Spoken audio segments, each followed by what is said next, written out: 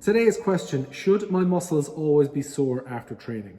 So this is actually a very good question because a lot of people use this to indicate training stimulus in their body, and it's one of the factors they look for when they're trying to do hypertrophy, particularly, so building muscle, that they have a bit of DOMS.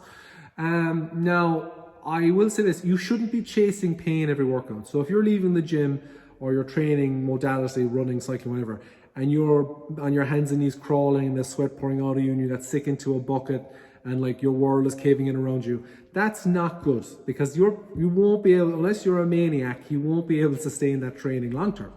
So when you're in the gym, you do want to stimulate your muscles, or if you're doing whatever style of training you're doing, but we're just going to use the gym in this example, you do want to stimulate your muscles to the point that they do put themselves under stress.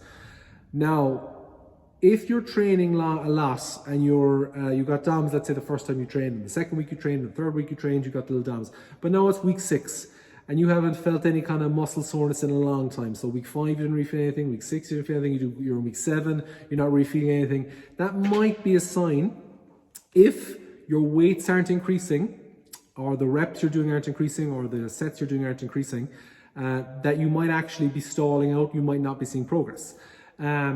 Because you're not getting kind of sore. Now, again, you're not chasing this pain, it's just used as an indicator to see, are you getting the right stimulus? So what you might do, let's say you were doing, for this 7 weeks, you were using 10 kilos in a bicep curl, and you had pain in your arms all the first 3 weeks, like I said. Then week 4 kind of started slowing down, week 5 you do nothing, week 6 you do nothing, week 7 you do nothing.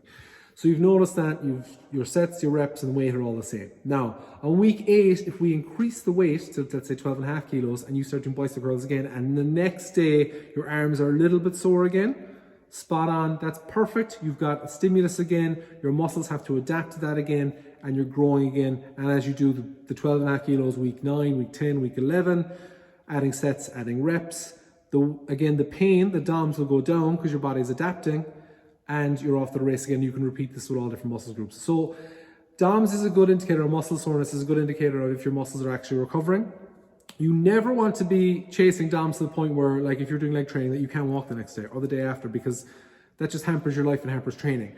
The kind of DOMS you're chasing kind of every once in a while is just enough stimulus where when you touch your muscles lightly, they're a little bit tender, they're a little bit sore. So if you did loads of chest work and you went like this and your chest is a little bit tender, the day after, that's perfect. Not to the point like where literally you're like cramped up and you can barely move, and you're like Frankenstein's monster because you can't walk around because you're so stiff and sore.